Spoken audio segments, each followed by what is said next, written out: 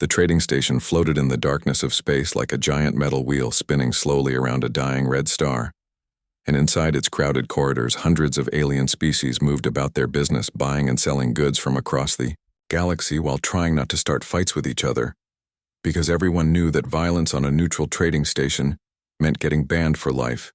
And nobody wanted that when this was the only place within 3 systems where you could buy fuel and supplies without paying criminal prices. Commander Jake Morrison walked through the alien crowds with his hand near his weapon, but not on it because humans were still new to the galactic community, and everyone was watching to see if they would be another aggressive species, or if they might actually be worth trading with, and so far Earth had managed to avoid any major incidents, which Jake wanted to keep that way, since he was tired of filing reports every time some drunk alien decided to test whether humans were as tough as the rumors said.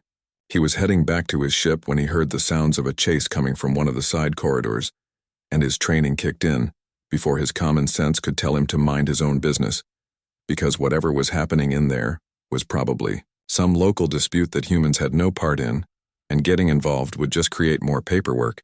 But Jake had never been good at walking away when someone might need help, so he moved toward the noise instead of away from it. 3 tall insect-like creatures were chasing something through the maintenance corridors, and their clicking mandibles made a sound that set Jake's teeth on edge, while their multiple legs carried them faster than anything that size should be, able to move, and Jake pressed himself against the wall to let them pass because he had no idea what was going on, and jumping into an unknown situation was a good way to get killed. But then he saw what they were chasing and everything changed. She was a Vakreen warrior, which meant she stood nearly 7 feet tall with blue-gray skin that looked like it could turn a knife blade, and 3 golden eyes that glowed even in the dim light of the corridors, and she was bleeding purple blood from a wound in her side while trying to run, despite the fact that her species never ran, because Vakreen were known across the galaxy as the greatest warriors who ever lived, and they died standing, or not at all. But here she was running, because sometimes even the greatest warriors knew when they were outmatched. Jake didn't think about what he did next because thinking would have reminded him that interfering in Vakreen business was against about 15 different regulations, and helping someone who was being legally pursued could get him arrested or, worse, but his body moved before his brain caught up, and he grabbed her arm as she passed and pulled her into a storage room, while slapping the door control so fast that the insect hunters ran right past without seeing where their prey had gone. The Vakreen woman stared at him with all 3 of her golden eyes wide with something that might have been shock, if her species showed emotions the way humans did, and she tried to pull away from him because accepting help was probably against her warrior code or something, but Jake held up his hands to show he meant no threat, while keeping his body between her and the door in case those hunters came back. "Easy now," Jake said quietly because he had no idea if she spoke standard or any human language, but tone of voice usually carried across species. "Those things outside want you dead, and I'm guessing you'd rather not be dead. So how about we wait here until they give up and go away?" She said something in a language that sounded like gravel being poured into a metal drum, and Jake shook his head to show he didn't understand. So she tried again, and this time he caught a few words of broken standard mixed in with her native tongue. "Why help?" she asked, and her voice was rough, like she wasn't used to speaking standard. Or maybe she was just in pain from the wound in her side, which was still bleeding purple blood onto the floor. "Humans not involved in Vakreen honor challenge." "Honor challenge," Jake repeated, and he looked at the door where those hunters had gone. "Is that what this is? Because from where I was standing it looked like 3 against 1, and that doesn't seem very honorable to me." "Is Vakreen way," she said, and she pressed one large hand against her wounded side. "They challenge me and I accept or die in shame. But I'm injured from previous battle and cannot fight properly, so I run to find medical aid before they find me again." "Well, you found help instead," Jake said, and he pulled out his personal medical kit, which was designed for humans but had a few universal items that worked on most carbon-based life forms. "Let me see that wound." She hesitated because Vakreen did not show weakness in accepting medical help from a stranger, especially a human, was probably the kind of thing that would get her kicked out of whatever warrior lodge she belonged to. But the blood was flowing faster now and her breathing was getting shallow, so she moved her hand away and let him look at the injury.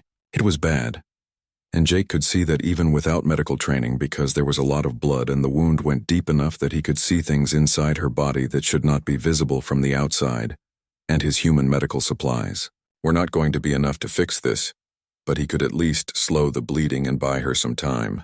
"You need a real doctor," he said while spraying synthetic skin over the wound, which would hold for maybe an hour if she was lucky.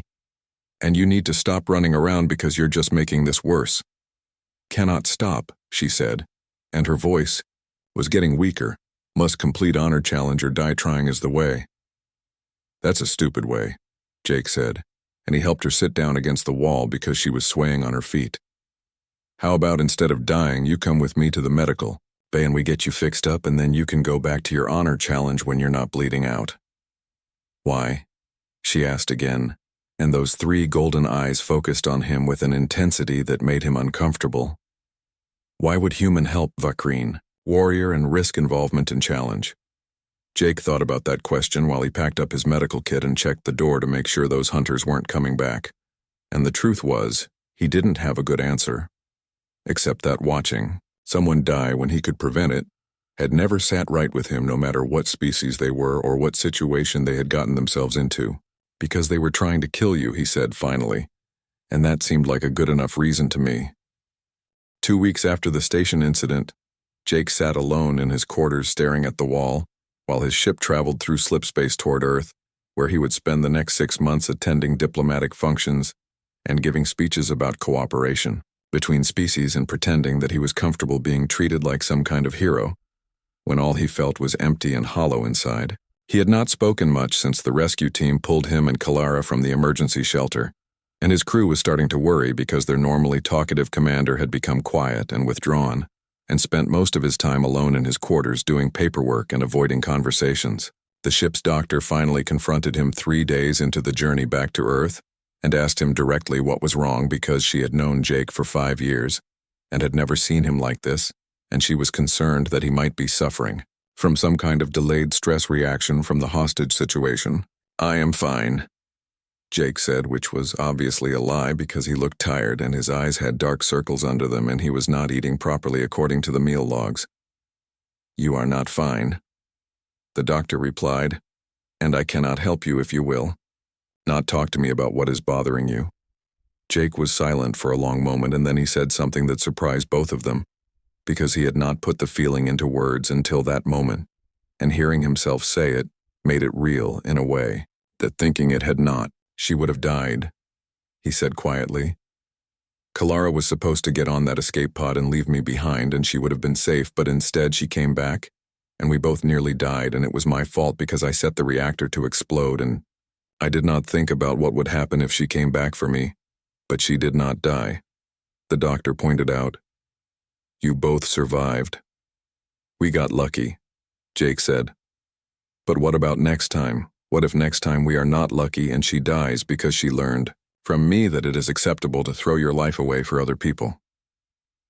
The doctor sat down across from him and studied his face with the kind of careful attention that medical professionals develop over years of reading patients who do not want to admit they are in pain. "You are afraid that you taught her something dangerous," she said. "I am afraid that I made her more like me," Jake replied. "And being like me gets people killed."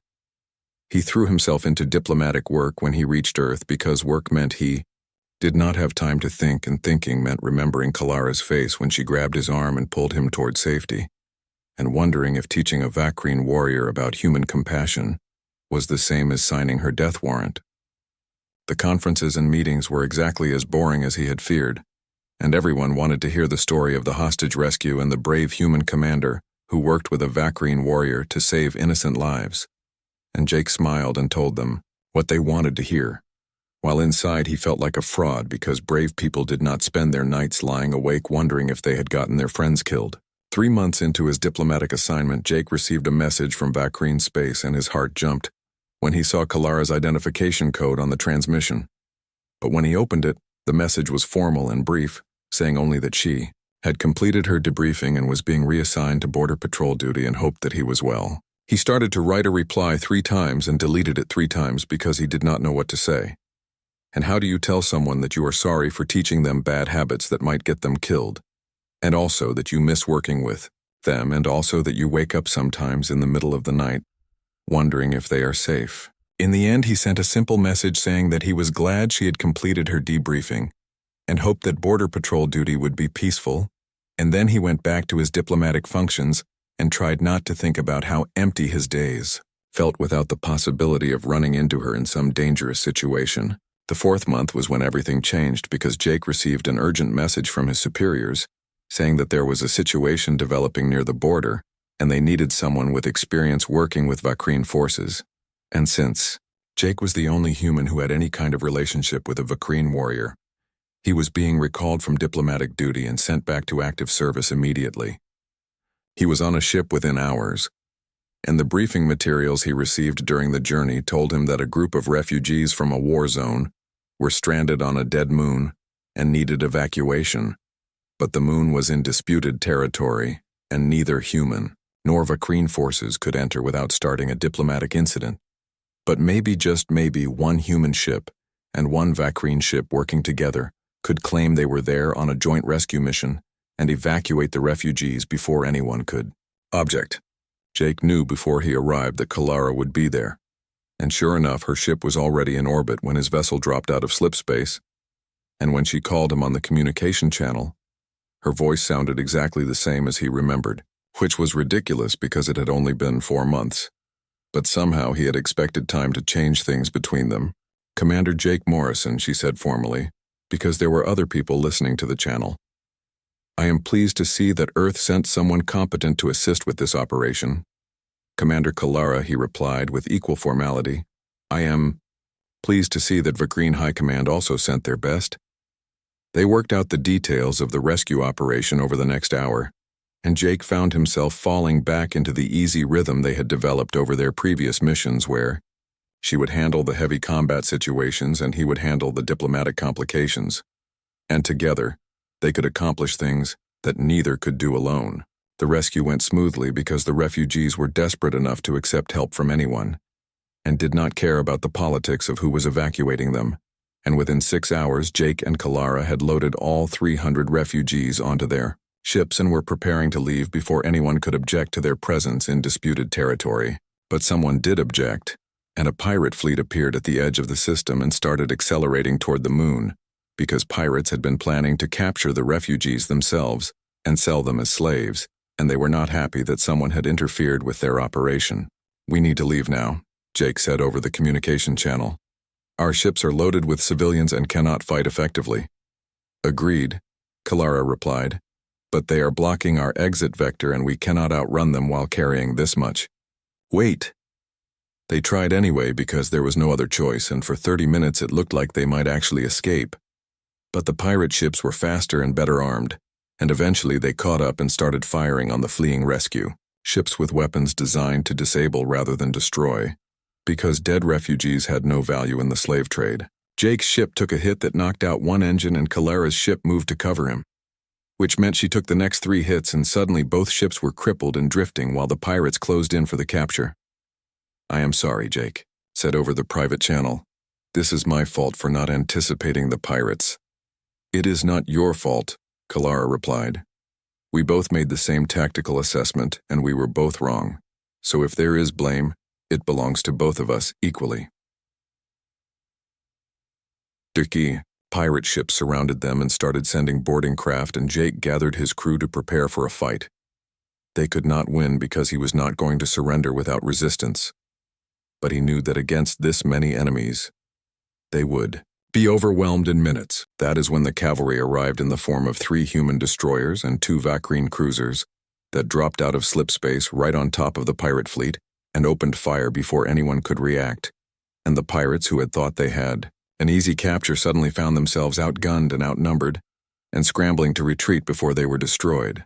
The battle was over in less than 10 minutes, and the pirate fleet was either destroyed or running away at maximum speed, and Jake's ship and Kalara's ship were both rescued and towed to a nearby station for repairs, while the refugees were transferred to proper transport vessels that would take them to safety. Jake and Kalara met in the station's medical bay where they were both being checked for injuries because, even though neither had been in direct combat, the stress of combat situations could cause problems, and the doctors wanted to make sure they were both healthy before releasing them.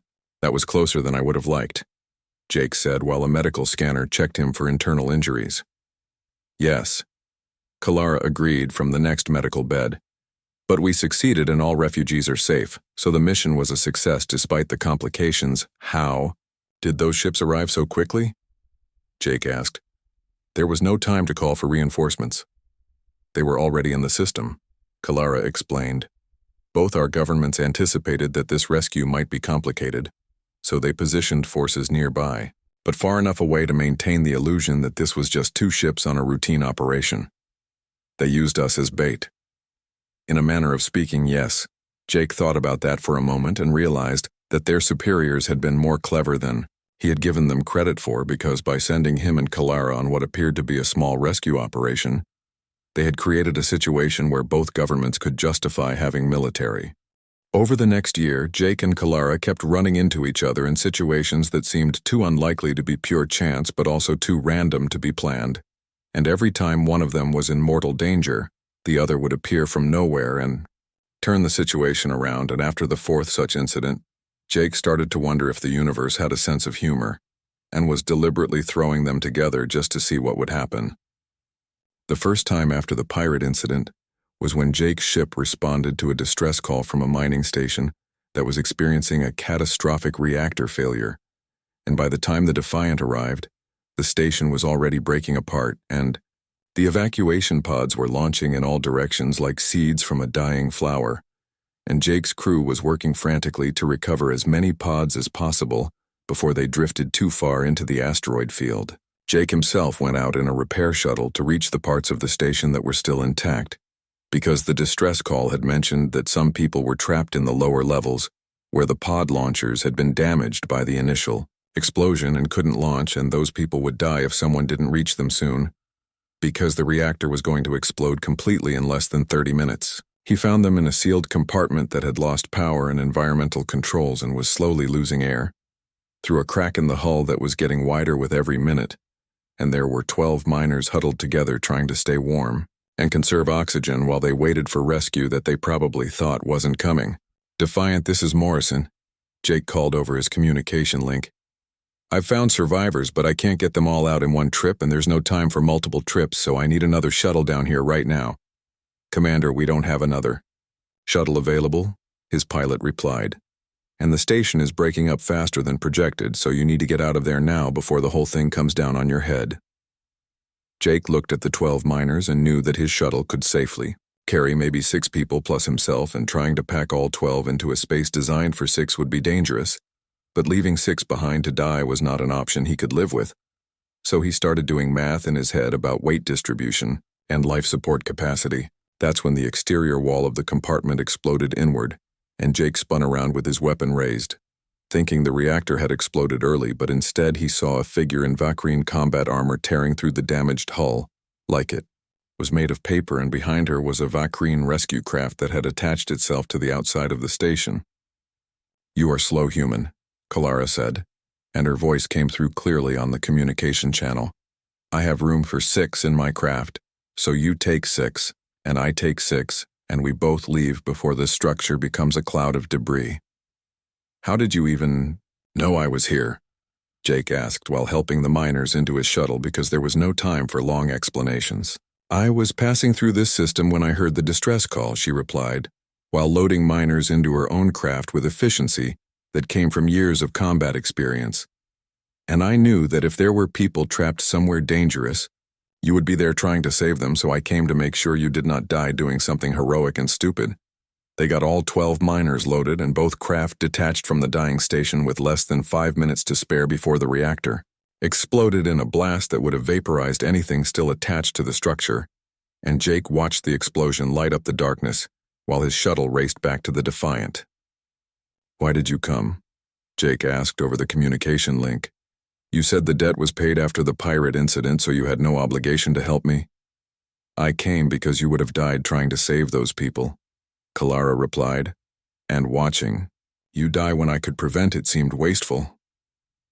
The second time was 3 months later, when Kalara's ship was ambushed by a Grath warband that wanted to take her as a trophy, because killing a famous Vakreen warrior would bring them great honor in their culture, and they had planned their ambush well, catching her ship in a gravity well where she couldn't escape into slipspace and surrounding her with enough firepower that even Vakreen shields couldn't hold forever.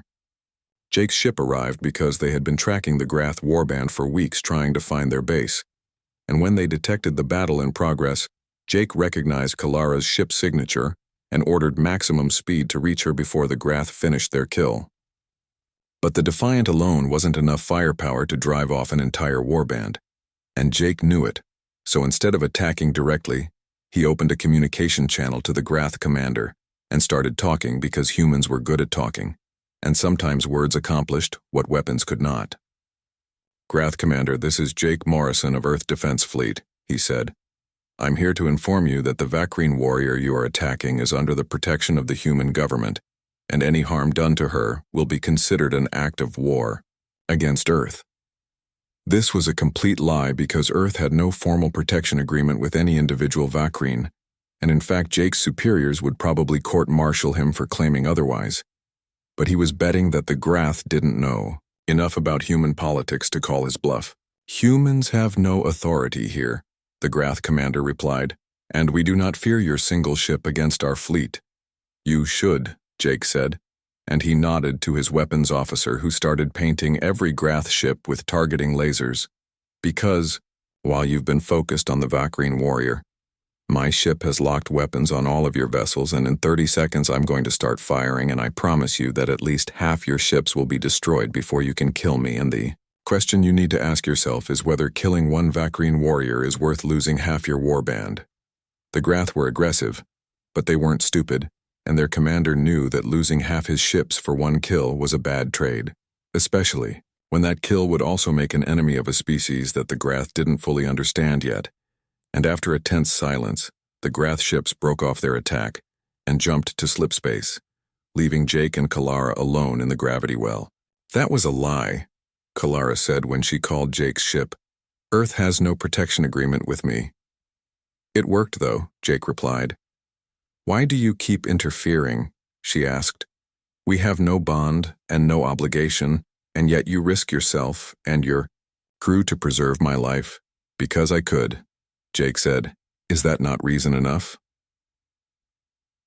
The third time was when Jake's fighter was shot down during a reconnaissance mission and crashed on a frozen moon, where the temperature was cold enough to kill an unprotected human in minutes, and his emergency beacon was damaged in the crash.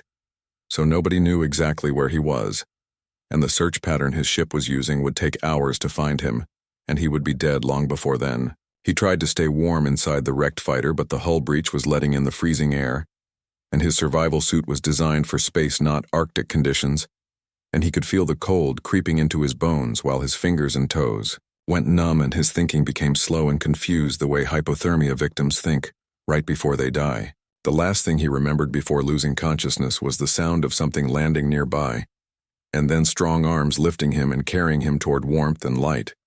And when he woke up, he was inside a Vakreen shuttle wrapped in thermal blankets while Kalara worked the controls with practiced efficiency. "How?" Jake tried to ask, but his mouth wasn't working right because his face was still half frozen. "I heard your distress call," Kalara said, "and I calculated that your ship would not find you in time, so I came instead because allowing you to freeze to death seemed like a waste of a useful human." "Useful?" Jake repeated when his mouth started working again. "You have saved my life 3 times now," she said, "and it would be inefficient to lose you before I understand why you do this, so I'm keeping you alive for research purposes." Jake smiled because he suspected that was as close as Vakreen warriors got to admitting they cared about someone, but he was too tired and cold to argue, so he just closed his eyes and let her take him back to safety. For the first time in her life, Kalara felt something that Vakreen warriors were not supposed to feel, which was fear not for herself, but for another being. And the sensation was so foreign to her that she almost didn't recognize it at first because her species had bred fear out of themselves over thousands of years of evolution and genetic selection, until all that remained was cold calculation and tactical assessment. But standing there looking at Jake's determined face, she felt something crack inside her ancient warrior code. "Why?" she asked, and her voice came out rougher than usual. "Why do you always choose death when there are other options?" Why do you throw yourself away for people you barely know? Jake had his hand on the reactor control panel and was already pulling up the override codes that would turn this entire section into a bomb with a very short fuse. But he paused to look back at her, and his expression was sad in a way that made her chest hurt, though she had no name for the feeling. Because everyone deserves a chance to live, he said simply, even if I do not get one. That is illogical, she said. Your death serves no purpose except to satisfy some strange human need to sacrifice yourself. It serves them, Jake replied, and he gestured toward the hostages who were huddled together, watching this exchange with frightened eyes. And that is purpose enough for me. Kalara's combat claws extended involuntarily, which was a sign of extreme agitation in her species, and she took a step toward him before stopping, because she knew that if she got close enough she would grab him and drag him to the escape pods by force, and that would waste the time he was trying to buy for the hostages. You have 60 seconds now, Jake said, and his fingers were flying over the control panel. Please go, Kalara, because I cannot do this if I am worrying about whether you made it out. She made a decision that went against everything she had been trained to believe, and turned away from him and started moving toward the hostages, while her warriors formed a protective formation around them. And she did not look back because she knew that if she saw his face again, she would not be able to leave, and they would all die together in the explosion. Her warriors moved fast and efficient, clearing the path to the escape pods while Jake's people provided covering fire, and Kalara could hear the sounds of alarms starting to wail as the station's computer detected the reactor override and started screaming warnings that everyone needed to evacuate. But the Zethians were still trying to stop them, because they had not yet realized that the human commander had just turned their trap into a death sentence for everyone who stayed. They reached the escape pod bay with 40 seconds left on Jake's countdown, and Kalara started loading hostages into pods while her warriors held the entrance against Zethian soldiers, who were now fighting with desperate intensity because they finally understood what was happening and were trying to reach the pods themselves. All hostages loaded. One of her warriors reported, "We must leave now." "Where's the human commander?" Kalara demanded. "Still at the reactor controls holding off Zethian reinforcements. How much time remains?" 20 seconds. Kalara looked at the escape pod that would carry her to safety, and then looked back at the corridor where Jake was fighting alone against an enemy that would overwhelm him in seconds, and she made another decision that went against everything she believed about honor and duty and survival. She shoved her second-in-command toward the pod controls and said, "Launch all pods immediately and get the hostages to safety." "Commander, what are you doing?" her warrior asked. "Something that a human would do," she replied, and then she was running back down the corridor toward the cargo bay where Jake was making his last stand against impossible odds. Because apparently humans were contagious, and their strange ideas about sacrifice and duty had infected her brain and made her forget that. Vakrian warriors valued their own lives and did not throw them away for foolish reasons. She found him exactly where she expected, which was standing in front of the reactor controls, firing his weapon at Zethian soldiers, while counting down the seconds until the explosion, and his face showed surprise when she appeared beside him and added her own weapon to the fight. "What are you doing here?" he shouted over the sounds of weapons fire and alarms. "You were supposed to be on a pod." "I was," she said, while her weapon cut down 3 Zethians who were trying to flank them. "But then I remembered something you said to me once." "What was that?" "You said you could not watch me die when you had the power to prevent it," she replied. "And I find that I cannot watch you die either, so here we are both being foolish together." "The countdown is at 10 seconds," Jake said. "There is no time to reach the pods now." "I know," Kalara said calmly, "but there is time to reach the emergency shelter in the next section if we run very fast and do not stop for anything." She grabbed his arm and started running before he could argue, pulling him along with strength that humans could never match. And behind them the Zethians were scrambling to retreat. But they had waited too long and were too far from safety.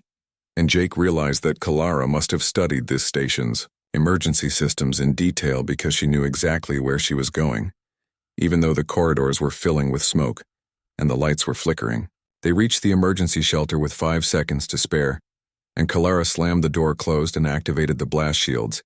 Just as the reactor went critical, and the explosion tore through the cargo section, turning metal into plasma and vaporizing everything within 50 meters of the blast point, including all of the Zethian soldiers who had been too slow to escape. The shelter shook and groaned, but the blast shields held. And when the shaking finally stopped, Jake and Kalara were alive in a small, reinforced room that smelled like burned metal and ozone, while outside the station was tearing itself apart from the damage to its main reactor core. "You came back for me," Jake said, and he was breathing hard from the run and the adrenaline and the shock of being alive when he had accepted that he was going to die. "Yes," Kalara replied. "Why?" She looked at him with all three of her golden eyes, and for once she did not have to search for an answer, because the truth was simple even if it went against everything her culture had taught her about the proper behavior of warriors. "Because I could not watch you die," she said, "and apparently that is reason enough." Jake started laughing, which was a very human response to surviving impossible odds, and after a moment Kalara made a sound that might have been the Vakrine equivalent of laughter, though it sounded more like gravel being poured into a barrel. "We are both insane," Jake said. "That is likely true," she agreed. "But we are alive, so perhaps insanity is a valid survival strategy." They sat in the shelter while the station continued to tear itself apart around them, and eventually a rescue team found them and pulled them out of the wreckage. And both the Vakrine High Command and Earth's Diplomatic Corps had many angry questions about what had happened and why their representatives had destroyed a neutral station. But Jake and Kalara gave their reports and accepted the consequences because they had saved 23 hostages and exposed a Zethian plot, and sometimes that was worth the paperwork. The incident made news across the galaxy because a human and a Vakrine destroying a station together while saving hostages was exactly the kind of story that people loved to talk about. And suddenly Jake and Kalara were famous in ways that made them both very uncomfortable, because they had not been trying to become symbols or heroes, they had just been trying to do the right thing. But the galaxy saw what it wanted to see, and what it saw was proof that humans and Vakrine could work together, despite their differences, and that cooperation could accomplish things that neither species could do alone, and diplomatic channels that had been frozen for years suddenly opened up, and trade agreements that had been impossible before became possible, and nobody seemed to care that the whole thing had started because one human commander could not walk away from someone who needed help. Jake and Kalara met one more time before they went back to their respective duties, and they stood in the docking bay of a replacement station watching ships come and go while they tried to figure out what to say to each other now that they were famous and everyone was watching them. "I have been ordered to return to Vakrine space for debriefing," Kalara said, "and I am told it will take several months before I am allowed to leave again." "I am being reassigned to diplomatic duty," Jake replied, "which means I will be stuck in meetings and conferences for the foreseeable future." "That sounds terrible." "It really does." They stood in silence for a moment, watching a cargo ship dock and unload its containers while automated systems moved goods from one place to another with mechanical efficiency. "When we meet again," Kalara said, "try not to be in mortal danger because I am tired of saving your life." "I will do my best," Jake said. "And you try not to get into situations where you need rescuing because I am running out of clever plans." Agreed, but they both knew it was a lie because neither of them was good at staying safe, and sooner or later, they would find themselves in another impossible situation and would have to save each other again because that was apparently what they did now. The pattern continued through the rest of the year until both the Vakrine High Command and Earth's Diplomatic Corps started sending increasingly stern messages demanding explanations for why a human commander and a Vakrine warrior kept showing up together in dangerous situations across 3 sectors of space. And neither Jake nor Kalara had good answers to give because the truth was they didn't fully understand it themselves. Jake knew that Kalara had become something like a friend, though he would never use that word because Vakrine didn't have friends. They had battle companions and honor bonds and complicated social structures that humans were still trying to figure out, but whatever it was between them, it felt important in a way that transcended the normal diplomatic relationships between species. Kalara, for her part, had started to see Jake as a puzzle that needed solving, because everything she knew about survival and honor and warrior culture said that his behavior made no sense, and yet he kept doing it anyway. And the more she watched him risk himself for strangers, the more she wondered if maybe her people had lost something important, in their long history of conquest and glory. The call that changed everything came from a neutral station near the border of Zethian space, and the message was simple, saying that pirates had taken hostages and were demanding ransom, and both human and Vakreen citizens were among the captives, which meant both governments had an interest in resolving the situation peacefully if possible. Jake received orders to proceed to the station and coordinate with any Vakreen forces that might respond, and he knew before his ship even arrived that Kalara would be there because she always seemed to show up when there was danger, and he had stopped believing in coincidence about 3 rescues ago. Sure enough, her ship was already docked when the Defiant arrived, and she was waiting for him in the station's main conference room, looking as calm and dangerous as always, while station security briefed them on the situation, which sounded straightforward. But something about it made Jake's instincts scream warnings that he couldn't quite identify. The pirates are holding 23 hostages in the lower cargo bay, the security chief explained. They are demanding supplies and safe passage to neutral space, and they claim they will start killing hostages in 6 hours if their demands are not met. Have they provided proof of life for the hostages? Jake asked, because that was standard procedure in any hostage situation, and the answer would tell him a lot about whether these were professional criminals or desperate amateurs. They sent us video 30 minutes ago showing all hostages alive and unharmed, the chief replied. What do they want for supplies? Kalara asked. And why choose this station instead of one closer to their base of operations? They are asking for food and medical supplies and fuel cells, the chief said, and we do not know why they chose this location. Jake and Kalara exchanged a look, and he could see that she was thinking the same thing he was, which was that this whole situation smelled wrong because professional pirates would have planned their escape route better and would not take hostages on a station where they would be trapped if things went bad. I think this is a trap, Jake said quietly to Kalara after the briefing ended and they were alone in the corridor. Everything about this situation is too convenient and too well timed. I agree, she replied, but we cannot abandon the hostages. If there is any chance they are real, so we must proceed, but with extreme caution. They spent the next 2 hours planning their approach and gathering intelligence about the station's layout and the location of the hostages. And Jake noticed that Kalara was being more careful than usual, almost as if she expected something to go wrong, which made him even more nervous because if a Vakreen warrior was worried, then the situation must be truly dangerous. Their assault plan was simple because simple plans had fewer points of failure, and the goal was to reach the hostages as quickly as possible and extract them before the pirates could react. And Jake would lead his team through the main entrance, while Kalara took her warriors through the ventilation system to come at the pirates from above. The plan fell apart within the first 30 seconds because the pirates were not actually pirates. They were Zethian special forces, and the entire hostage situation had been an elaborate trap designed to capture both a human commander and a Vakreen warrior in one operation because the Zethians wanted to study what made their cooperation possible and whether it could be weaponized or used against both species. Jake realized the truth when his team breached the cargo bay and found themselves facing military-grade weapons and trained soldiers instead of desperate criminals, and he shouted a warning to Kalara over the communication channel, but she was already fighting her own battle against Zethian forces that had been hiding in the ventilation system waiting for her. The fight was brutal and chaotic, with both sides using every advantage they could find, while the real hostages cowered in a corner, wondering if they were going to die in the crossfire, and Jake's team managed to link up with Kalara's warriors.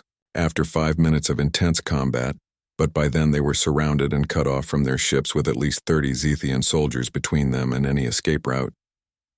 We need to fall back to a defensible position, Jake said while checking his weapons charge, which was down to 30% after the sustained firefight. There is no defensible position, Kalara replied. They have us boxed in and they control all the exits, so falling back just delays the inevitable. Then we go through them, Jake said, straight up the middle and hope we can break their line before they bring in reinforcements. That is suicide, she said flatly. You have a better idea.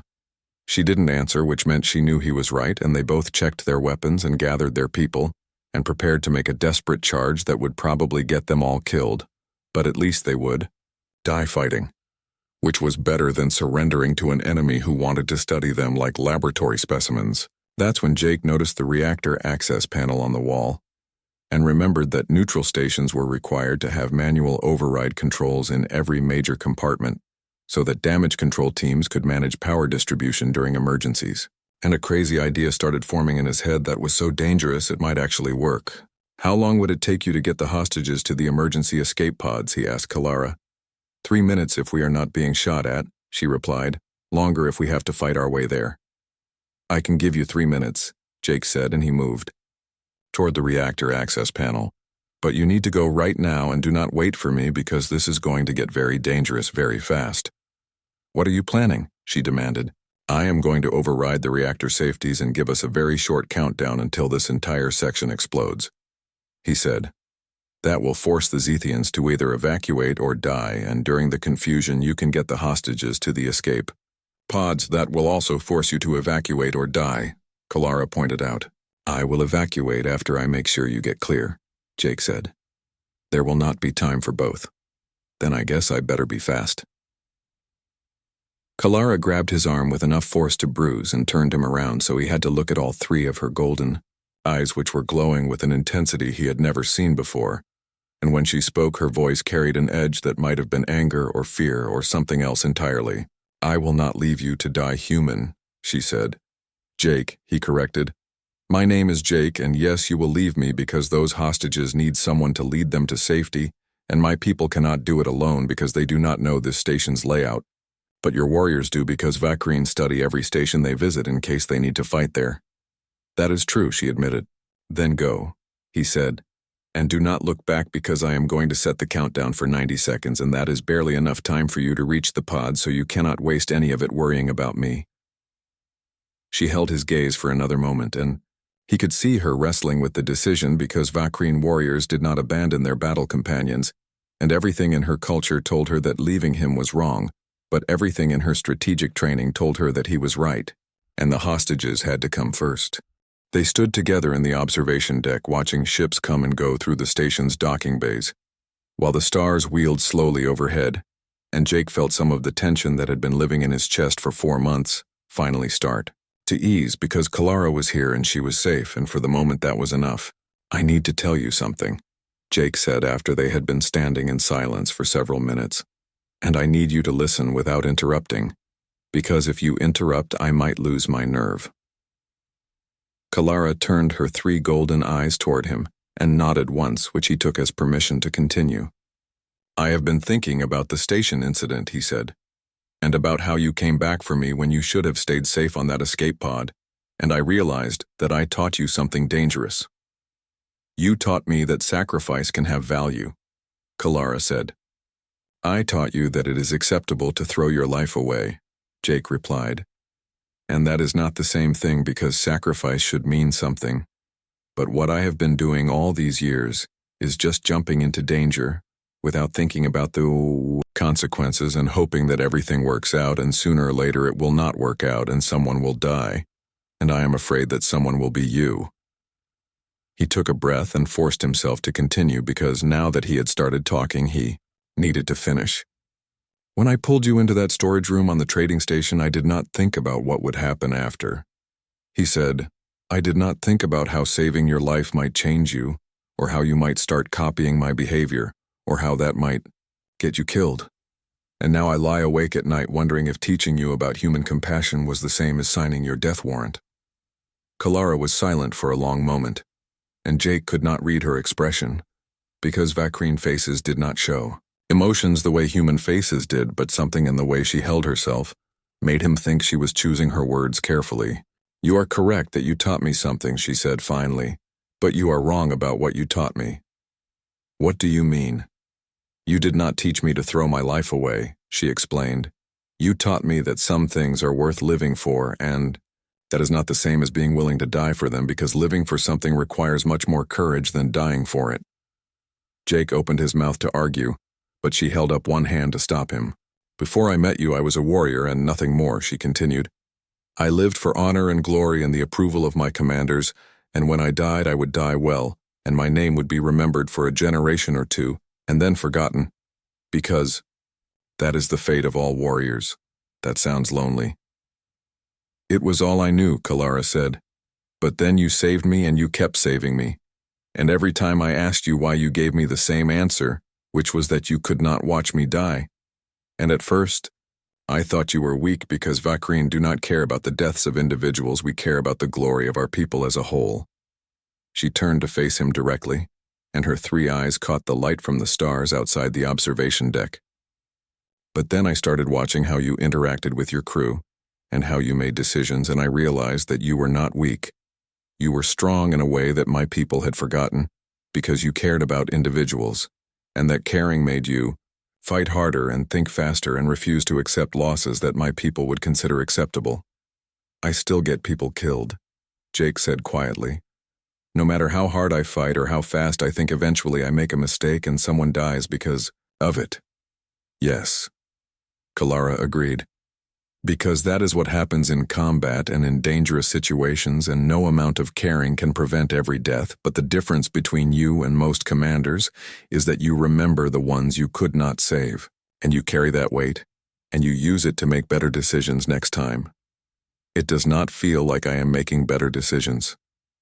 Perhaps not, she said, but you are making more human decisions, and I have learned that human decisions, while often illogical, tend to produce better outcomes than purely tactical ones because humans factor in variables that my people ignore. Jake thought about that while watching a cargo ship detach from the station and accelerate toward the slipspace jump point, and he wondered if Kalara was right or if she was just trying to make him feel better about his questionable life choices. You came back for me at the station, he said, even though you knew the reactor was going to explode and you knew that coming back probably meant dying, and you did it anyway because I had taught you that was acceptable. No, Kalara said firmly. I came back because I made a choice, and that choice was mine and not something you taught me to do. But if I had not been there, if I had not set the reactor to explode, if I had not put myself in that position, then you would not have had to make that choice. That is true. She agreed. But you were there. And you did set the reactor to explode, and you did put yourself in that position because that was what the situation required. And I came back because leaving you to die alone was not acceptable to me, and that was my decision based on my values and not something you forced me to do. She moved closer to him and placed one large hand on his shoulder, and her grip was gentle despite her strength. You are afraid that caring about people makes you weak, she said. But I have watched you lead your crew, and I have seen how they follow you into impossible situations, because they trust you and they know you will never ask them to do something you would not do yourself. And that is not weakness, that is the strongest kind of leadership. My crew thinks I am crazy. They probably do, Kalara said. But they also know that if they are in danger, you will move the galaxy to save them. And that knowledge makes them brave because they know they are not expendable to you. Jake felt something tight in his chest start to loosen, and he realized that he had been carrying guilt about the station incident for 4 months without talking to anyone about it. And now that he had finally said the words out loud, they seemed less overwhelming than they had when they were just thoughts spinning in his head. I was afraid I had gotten you killed, he admitted. Or that I would get you killed next time because you would try to copy what I do without understanding why I do it. I understand why you do it, Kalara said. You do it because you believe that every life has value, and that value does not decrease just because someone is a stranger or an alien or someone who has nothing to offer you in return. And that belief drives you to act in ways that seem insane to species like mine, who calculate value based on utility and combat effectiveness. That makes me sound like some kind of saint. You are not a saint, she said. You are a human, and that means you are messy and emotional, and you make decisions based on feelings as much as logic. And sometimes those decisions are terrible, but sometimes they are brilliant. And the trick is that you cannot have the brilliant ones without also having the terrible ones, because they come from the same source. Jake laughed despite himself because she was right and he had never thought about it that way before. So what do we do now, he asked. Just keep throwing ourselves into danger and hoping we get lucky. No. Kalara said, we keep doing what we are good at, which is saving people who need saving, and we trust that we have learned enough from each other, that we can do it more effectively than either of us could alone. That sounds like a plan that will probably get us both killed. Most likely, yes. She agreed. But it will be an interesting death. They stood together watching the stars for a while, longer, and Jake felt lighter than he had in months because talking about his fears had made them smaller somehow, and knowing that Kalara understood what he was trying to do, even if she thought he was crazy, made him feel less alone. When we first met, Jake said, "You asked me why I helped you, and I said it was because they were trying to kill you, and you seemed confused by that answer." "I was confused," Kalara confirmed. "Because in Vakrine culture you do not help someone unless they are family or they owe you a debt or helping them benefits you in some tangible way. And you were a stranger who gained nothing by helping me and might have lost everything if the situation had gone badly. And now I understand that. Humans help people because that is what humans do, and trying to explain it in terms of benefit or debt misses the point entirely because the helping is its own reward. That is very philosophical for a warrior. I have had good teachers," she said, and Jake could hear something in her voice that might have been humor. His communication device chirped and he checked it to find orders from his superiors, saying that his ship had been repaired and he was cleared to return to duty. And his next assignment was another diplomatic mission to a station near Vakrine, space where he would be coordinating with Vakrine forces on a trade agreement. "I have to go," he said. "New orders just came through." "As do I," Kalara replied, checking her own device. "I am being sent back to Border Patrol, but my route will take me near the station where you are being assigned, so perhaps we will encounter each other again." "Probably," Jake agreed. "Seems like the universe likes throwing us together. Or our superiors have decided that we work well together and are deliberately creating situations where we must cooperate. That is also possible." They walked together toward the docking bays where their ships were waiting, and Jake felt the familiar mix of anticipation and anxiety that came before every mission, because he never knew what would happen next, but he knew that whatever it was, he would handle.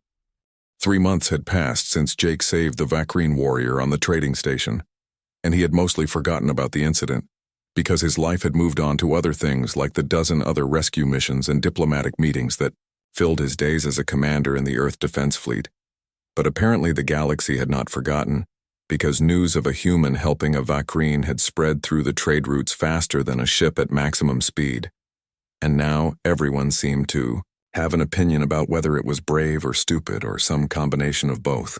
Jake's ship, called the Defiant, was patrolling near the Shattered Belt when the distress call came through, and it was the kind of call that made his blood run cold because someone was screaming about pirates and weapons fire and the sound of metal tearing. That meant a hull breach was happening right now, and people were dying while they waited for help that might not arrive in time. "All hands to battle stations," Jake called over the ship's communication system. "We've got civilians in trouble and I want us there 5 minutes ago, so engineering give me everything the engines have got and weapons start charging because those pirates aren't going to just let us walk in and take their prizes." The Defiant jumped to maximum speed and the stars stretched into lines outside the viewports while Jake studied the tactical display that showed him a civilian transport ship that was venting atmosphere from 3 different hull breaches and surrounded by 4 smaller pirate vessels that were already locking their boarding tubes onto the transport's airlocks like parasites attaching to a dying host. They arrived to find the situation even worse than the distress call had suggested, because the pirates had already boarded the transport and were rounding up survivors while their ships kept their weapons trained on the transport's bridge to make sure nobody tried anything heroic. And Jake knew they had maybe 10 minutes before the pirates decided they had grabbed everything worth taking and destroyed the transport to eliminate witnesses. "Get us in close," Jake ordered his pilot, "and prep the boarding team because we're going in through their docking tube since that's the fastest way to reach the survivors." His crew looked at him like he was crazy, because boarding through an active pirate docking tube meant they would be walking right into the enemy's guns with no cover and no element of surprise. But they also knew their commander well enough to know that arguing would waste time. They didn't have, so they grabbed their weapons and followed him to the airlock without complaint. Jake led his team of 6 armed crew members through the docking tube and into the transport ship, where they immediately ran into the first group of pirates who were too surprised to react, before Jake's team cut them down with precise weapons fire and moved deeper into the ship following the sounds of screaming and weapons fire toward where the civilians were being held. They found 17 survivors huddled in the cargo bay, while pirates argued about which ones to take for ransom and which ones to space right now to save resources and Jake felt his anger rise at the casual way these criminals discussed murder, like it was just another business decision. But he pushed the emotion down and focused on the tactical situation, because emotions got people killed in combat. His team came through 3 different entrances at once, and the surprise attack worked perfectly, as the pirates fell before they could organize a defense, and within 90 seconds the cargo bay was secure, and Jake was helping frightened civilians to their feet while his team checked for more threats. "Get them to the Defiant," Jake ordered his second-in-command. "Use the pirates' own docking tube since it's the fastest route, and make sure medical is ready to receive them, because some of these people look pretty bad." His crew started moving the civilians out, and Jake stayed behind to check for any stragglers who might be hiding in the damaged sections of the ship, because he knew from experience that terrified people sometimes hid in places that seemed safe, but were actually death traps, like sealed compartments with no air or sections that were about to collapse. That's when the pirates decided to get revenge, and one of their ships fired on the transport, hitting the docking bay, where Jake and 3 of his crew members were still working, and the explosion threw Jake against a bulkhead hard enough that his vision went white and his ears rang with a sound like a bell being struck inside his skull. He tried to get up, but his left leg wasn't working right, and there was blood running down his face from somewhere, and through the ringing in his ears, he could hear his crew shouting about another shot being charged by the pirate ship, and he realized they were all about to die because they were exposed in the docking bay with no cover, and no way to reach safety before that next shot arrived. The shot came and Jake closed his eyes because there was nothing else he could do, but the explosion he expected never arrived, and instead he heard the sound of heavy weapons fire that was too powerful to be coming from the pirate ships, and when he opened his eyes again, the tactical display on his damaged helmet showed a massive ship that had appeared from behind an asteroid and was systematically destroying the pirate fleet with weapons that made the pirates' guns look like toys. It was a Vakreen battlecruiser, and its weapons carved through the pirate ships like a hot knife, through synthetic butter, while its shields absorbed the few return shots that the pirates managed to fire before their ships came apart in silent explosions that lit up the darkness of space. Jake's helmet display flickered and then showed him a face he recognized, even though he had only seen it once before, and those 3 golden eyes were staring at him through the video connection with an expression he couldn't read, because Vakreen faces didn't work the same way human faces did. "Commander Jake Morrison," the Vakreen warrior said, and her voice was the same rough sound he remembered from the trading station. "You are recalled to your vessel, and the debt between us is now paid in full, Kalara." Jake said, because he had learned her name from the reports that came after the trading station incident. "There was no debt to pay. You saved my life when honor demanded I should die," she replied. "Therefore I owed you a life, and now I have returned it by saving yours, so we are balanced and there is no obligation between us." Jake wanted to argue that he hadn't saved her because of any debt or obligation, but because it was the right thing to do. But his leg was still not working, and his crew was pulling him toward the Defiant's airlock, and the pain was making it hard to think clearly, so he just said, "Thank you. Do not thank me, human." Kalara said, "I simply paid what was owed and nothing more, and now you must answer my question from before because I still do not understand your reasoning." "What question?" Jake asked while his crew got him into the medical bay. "Why did you save those civilians?" she asked. "They are not your family or your tribe, and you risked your life and your crew for strangers who may not even be grateful for the rescue. And this makes no sense to Vakreen thinking," Jake thought about that question while the ship's doctor started working on his leg and checking him for other injuries. And the answer seemed so obvious to him that he wondered how to explain it to someone whose entire culture was built around honor and combat and personal achievement because they needed help. He said finally, "And I was in a position to provide it, so not helping them never even occurred to me as an option." The communication channel went silent for a long moment, and Jake wondered if he had said something wrong, or if the translation had failed to convey his meaning properly. But then Kalara spoke again, and her voice carried a tone he couldn't identify.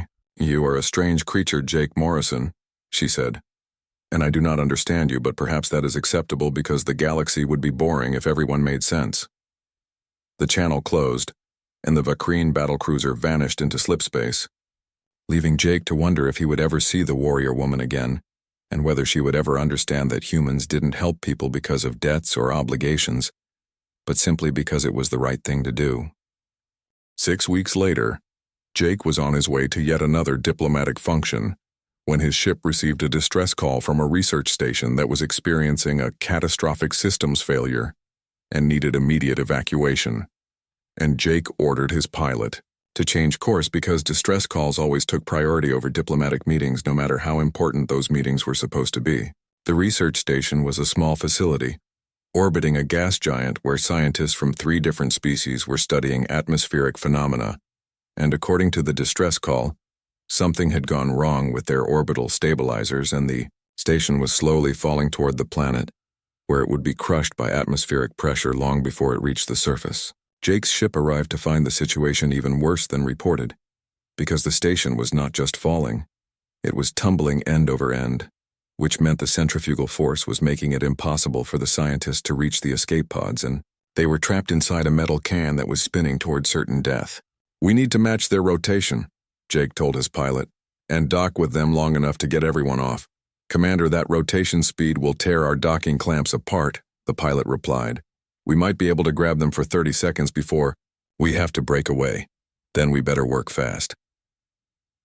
His crew managed to match the station's rotation and dock for exactly 28 seconds, which was long enough to pull 12 of the station's 15 crew members onto Jake's ship before the docking clamps started to fail and they had to break away or risk both ships being destroyed.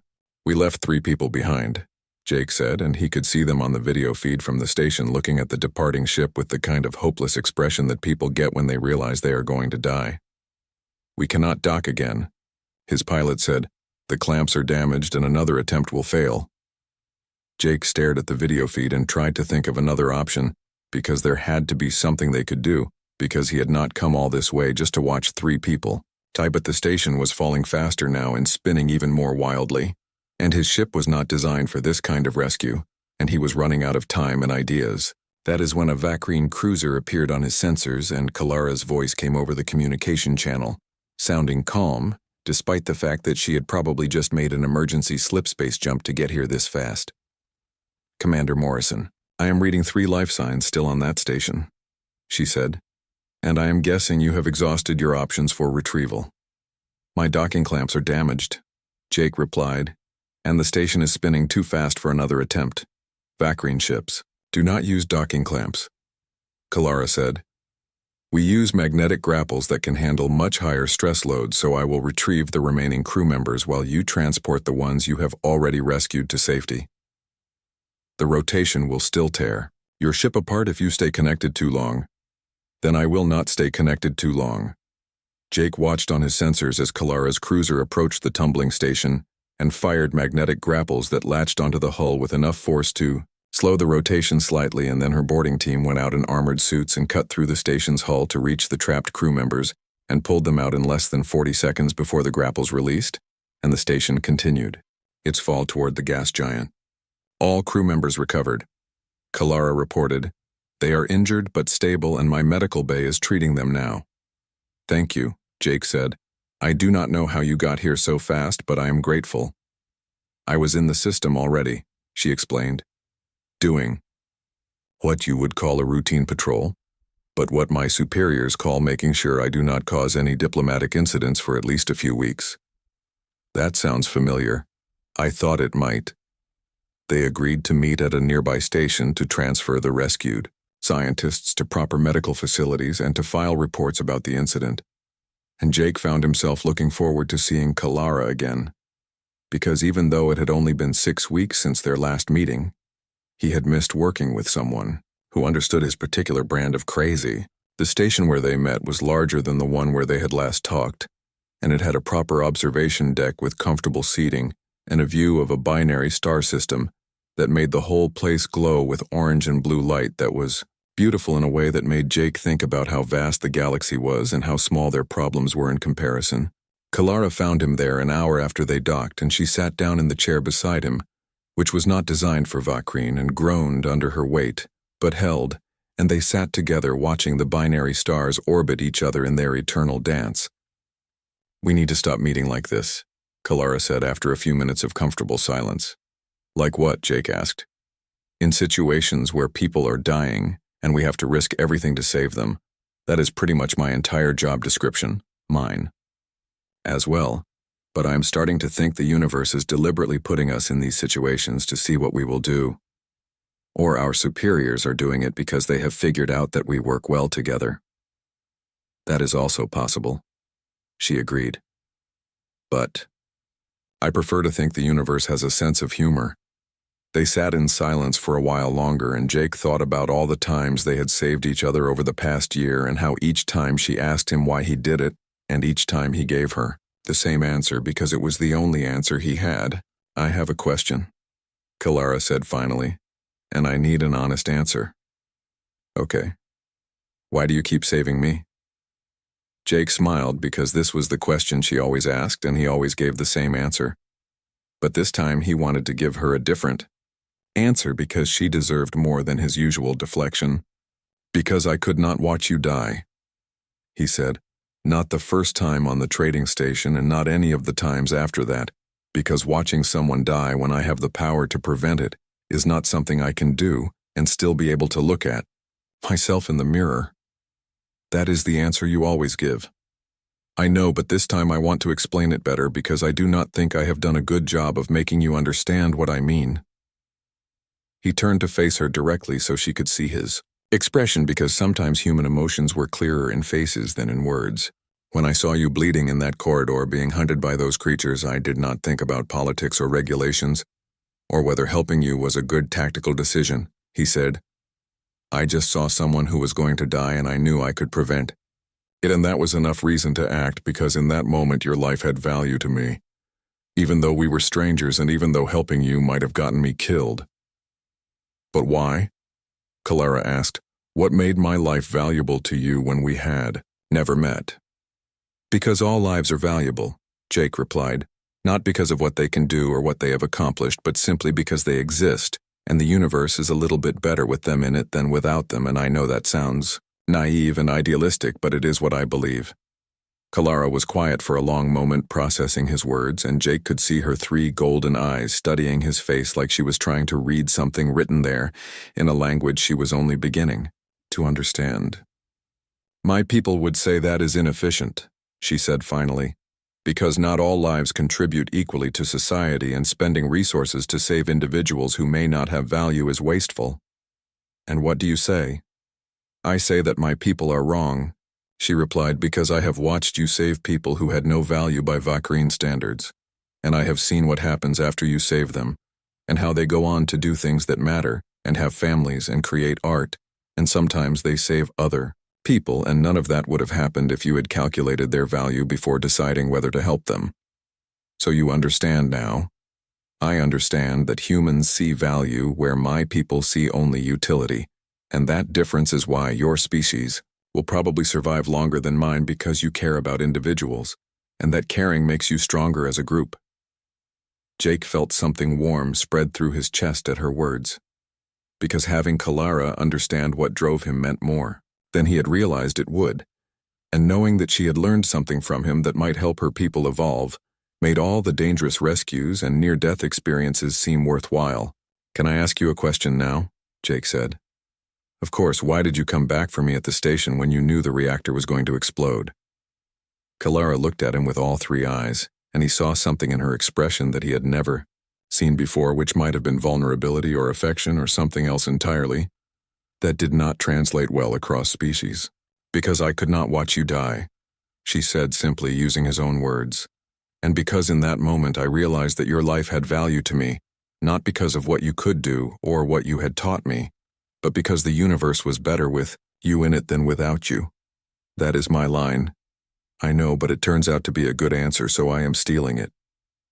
They both smiled at that and sat in comfortable silence, watching the binary stars while ships came and went through the station's docking. Baze and Jake thought about how strange and wonderful it was that he had found a friend in the least likely place, and how their friendship had somehow become important, not just to them, but to 2 entire species who were learning to work together, because of the example they had set.